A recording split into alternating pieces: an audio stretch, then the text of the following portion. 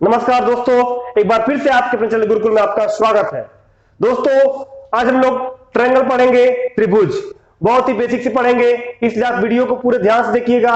और आप जानते हैं कि ट्रायंगल एग्जाम के लिए कितना महत्वपूर्ण टॉपिक है। तो आइए शुरू करते हैं।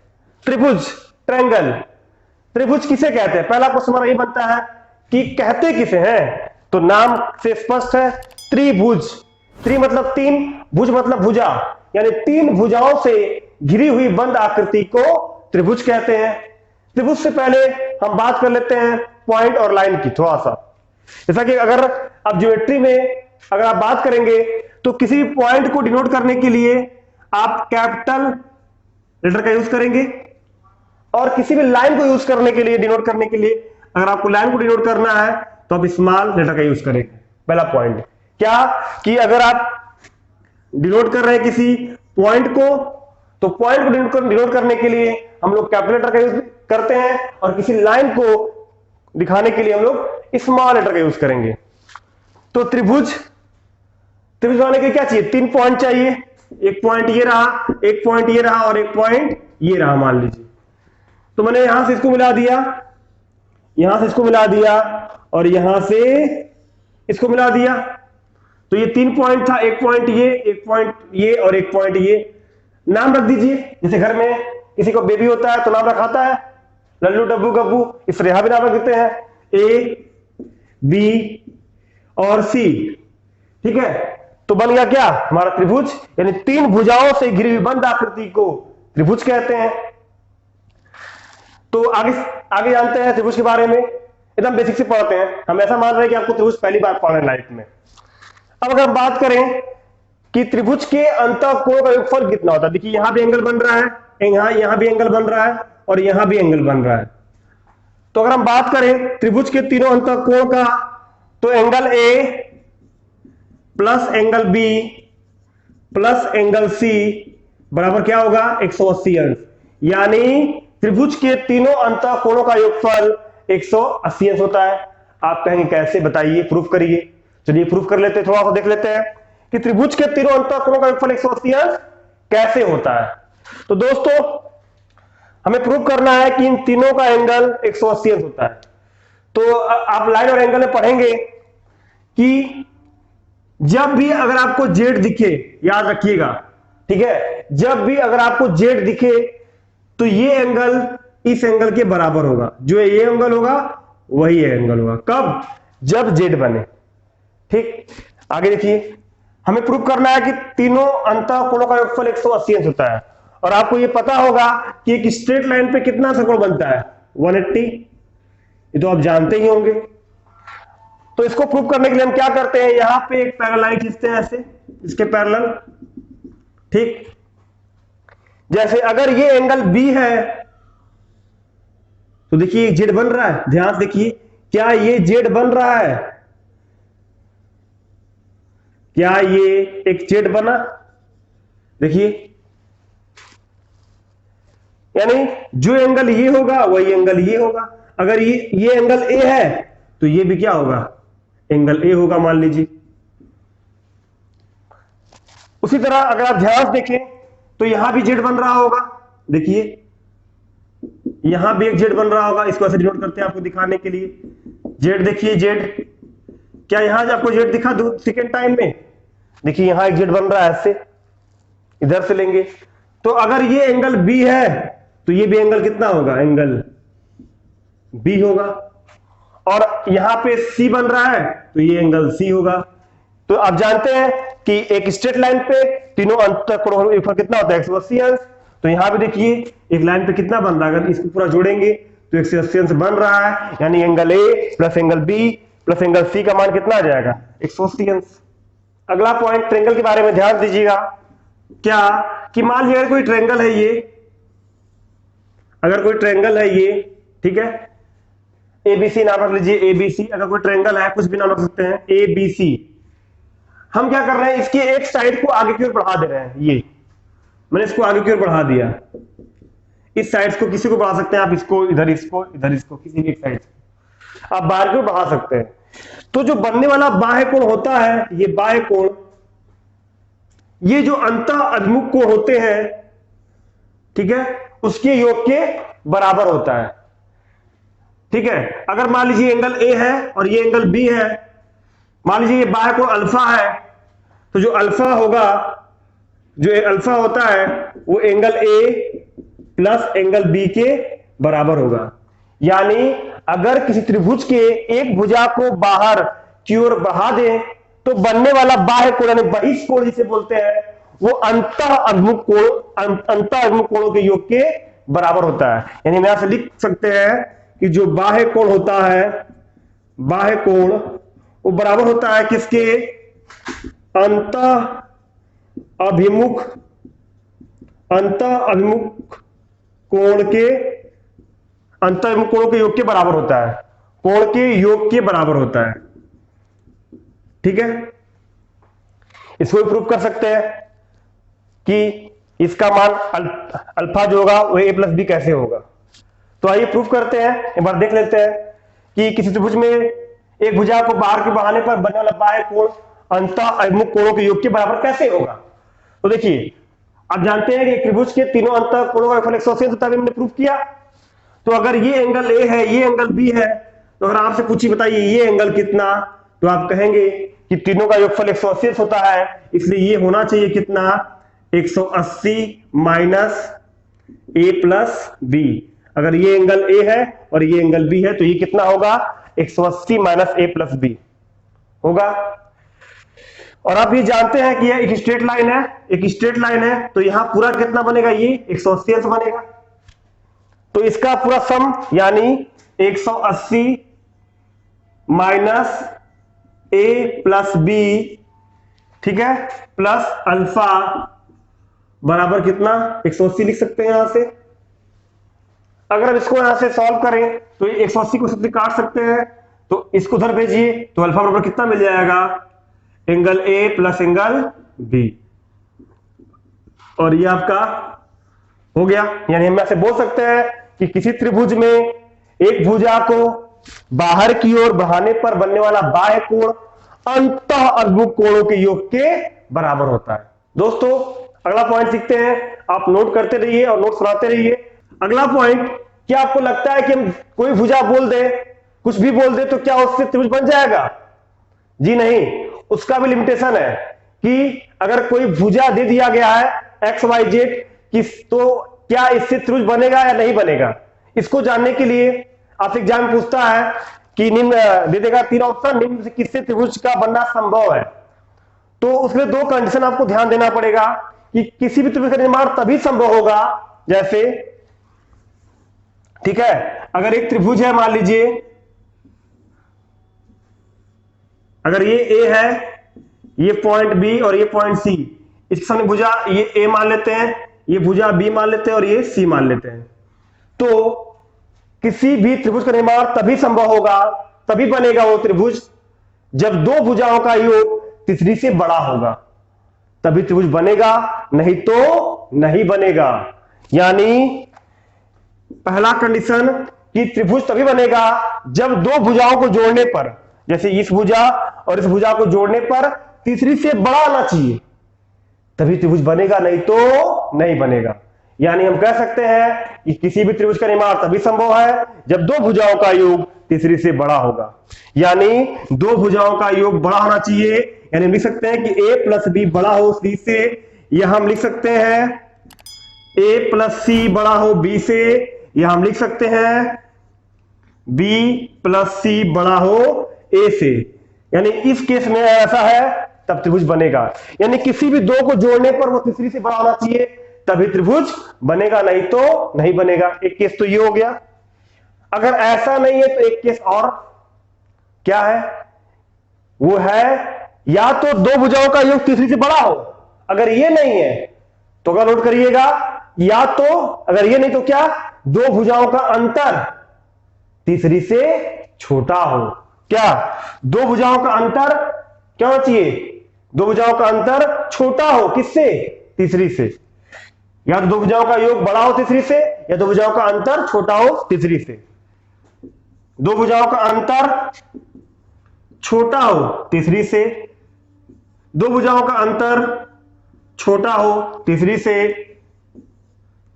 ठीक है, दो भुजाओं का अंतर ए बी बी सी, ऐसे मान लीजिए छोटा हो किससे, तीसरी से। यानी आप दो पॉइंट नोट करिएगा कि किसी भी त्रिभुज का निर्माण तभी संभव है जब दो भुजाओं का योग, त्रिभुज के दो भुजाओं का योग अगर आप सम करें तो दो भुजाओं का योग तीसरी से बड़ा होना चाहिए। यानी इन दोनों का सम तीसरी से बड़ा हो, किसी भी दो का सम बड़ा होना चाहिए तीसरी भुजा से। अगर ऐसा नहीं है तो एक केस और है, या दो भुजाओं का अंतर छोटा हो तीसरी से, अगर ऐसा है तभी त्रिभुज बनेगा, नहीं तो नहीं बनेगा। दोस्तों तो देखते हैं, मैंने बताया त्रिभुज का बनना कब संभव होगा, या तो दो भुजाओं का योग तीसरी से बड़ा हो या दो भुजाओं का अंतर तीसरी से छोटा हो। एक क्वेश्चन आपको समझ लाया हूं, निम्न में से किस से त्रिभुज का बनना संभव नहीं है। ऑप्शन देखिए क्या क्या दिया है, 4 5 7, ऑप्शन बी 3 5 8, ऑप्शन सी 6 4 9 और 10 12 13। ऐसा कौन सा ऑप्शन है जिससे आप त्रिभुज का निर्माण नहीं कर सकते हैं। तो वही आप जानते हैं, बनने के लिए केस क्या है, दो भुजाओं का योग तीसरी से बड़ा होना चाहिए। चेक करिए, दो भुजाओं को जोड़िए, 5 4 9 बड़ा है 7 से, 7 5 12 बड़ा है 4 से, ठीक है, और 7 और 5 12 बड़ा है 4 से, 4 5 9 बड़ा है 7 से। आप ऐड करें किसी भी दो को तो तीसरी बड़ा ही मिलेगा आपको। आगे चेक करिए, 3 और 5 कितना मिला, 8। देखिए इसके बराबर आ गया। मैंने क्या बोला, बराबर नहीं होना चाहिए, दो भुजाओं का योग तीसरी से बड़ा होगा तभी त्रिभुज का बनेगा, नहीं तो नहीं बनेगा। यहां बराबर हो गया, यानी हमारा ऑप्शन क्या होगा, ये होगा। यानी 3 5 8 एक ऐसा भुजा है जिससे आप त्रिभुज नहीं बना सकते हैं। कंडीशन है, बनेगा तभी जब दो भुजाओं का योग तीसरी से बड़ा हो या दो भुजाओं का अंतर तीसरी से छोटा हो। यहां भी चेक कर लीजिए, 6 4 10 बड़ा है 9 से, ठीक है, 9 4 13 बड़ा है, और 9 6 15 बड़ा है 4 से। आप किसी भी दो को जोड़िए, 10 12 22 बड़ा है 13 से, 12 13 25 बड़ा है 10 से, 10 और 13 23 बड़ा है 12 से। तो है, तो आप पकड़ लिए, इसे ऐसे पकड़ लेंगे। तो याद रखिएगा, किसी भी भुजाओं से त्रिभुज का निर्माण संभव नहीं है, बनेगा तभी जब दो भुजाओं का योग तीसरी से बड़ा हो या दो भुजाओं का अंतर तीसरी से छोटा हो। दोस्तों हम बात कर रहे हैं त्रिभुज के प्रकार के। त्रिभुज कितने प्रकार का होता है, तो त्रिभुज को बांटा गया दो भागों में, एक भुजाओं के आधार पर और एक कोणों के आधार पे। अगर हम भुजाओं के आधार पर बात करें तो पहला आपका बनता है समबाहु त्रिभुज। क्या, समबाहु त्रिभुज। जैसा कि नाम से क्लियर है, सम मतलब समान, बाहु मतलब भुजा। तो ऐसा त्रिभुज जिसकी सभी भुजा समान हो, सम बाहु समान हो, उसे क्या कहते हैं, समबाहु त्रिभुज। ऐसा त्रिभुज जिसकी सभी भुजाएं क्या हो, बराबर हो, उसे क्या बोलेंगे, समबाहु त्रिभुज, इक्विलैटरल ट्रायंगल। आगे बात करेंगे सम द्विबाहु त्रिभुज। नाम है सम द्विबाहु त्रिभुज।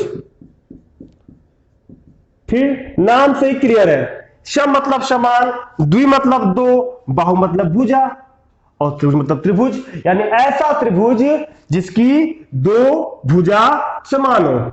ऐसा त्रिभुज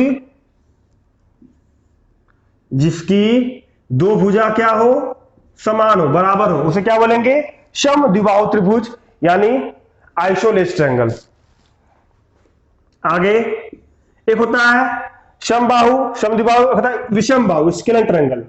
विषम बाहु क्या होता है, विषम बाहु त्रिभुज, यानी ऐसा त्रिभुज जिसकी सभी भुजाएं क्या, ऐसा त्रिभुज जिसकी सभी भुजाएं अलग अलग हो, उसे क्या बोलेंगे, विषम बाहु त्रिभुज। तो क्लियर हो गया होगा, समबाहु त्रिभुज, समद्विबाहु त्रिभुज और विषम बाहु त्रिभुज। अगर हम बात करें कोणों के आधार पे, तो एक आता है आपका न्यून कोण त्रिभुज। न्यून कोण त्रिभुज, जैसे मान लीजिए अगर ये आपका कोई त्रिभुज है, ठीक है, तो ऐसा त्रिभुज, न्यून कोण मतलब 90 से कम, यानी ऐसा त्रिभुज जिसका प्रत्येक कोण, एक त्रिभुज मान लीजिए नाम है ABC, और यहां एंगल बन रहा है थीटा, ठीक है, ये जो एंगल है, तो ऐसा त्रिभुज जिसका प्रत्येक कोण 90 से कम हो, क्या? ऐसा त्रिभुज जिसका प्रत्येक कोण 90 से कम हो उसे क्या बोलते हैं? न्यून कोण त्रिभुज। क्या बोलते हैं? न्यून कोण त्रिभुज। ऐसा त्रिभुज जिसका प्रत्येक एंगल 90 से कम हो उसे क्या बोलते हैं? न्यून कोण त्रिभुज। थीटा क्या है? लेस है किससे? 90 से। अगला समकोण त्रिभुज। ऐसा त्रिभुज जिसका एक कोण समकोण हो यानी 90 डिग्री हो उसे क्या बोलेंगे? समकोण त्रिभुज। ऐसा त्रिभुज जिसका एक कोण क्या हो? 90 डिग्री हो उसे क्या बोलेंगे? समकोण त्रिभुज, राइट एंगल ट्रायंगल, समकोण त्रिभुज। ठीक है, यहां पर जो थीटा है वो 90 डिग्री है। नहीं, ऐसा त्रिभुज जिसका एक कोण 90 डिग्री हो उसे क्या कहेंगे? समकोण त्रिभुज। और लास्ट है आपका अधिक कोण त्रिभुज। अधिक कोण त्रिभुज किसे कहते हैं? ऐसा त्रिभुज जिसका एक कोण 90 से अधिक हो उसे क्या बोलेंगे? अधिक कोण त्रिभुज।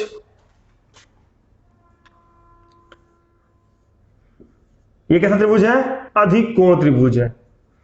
अधिक कोण त्रिभुज।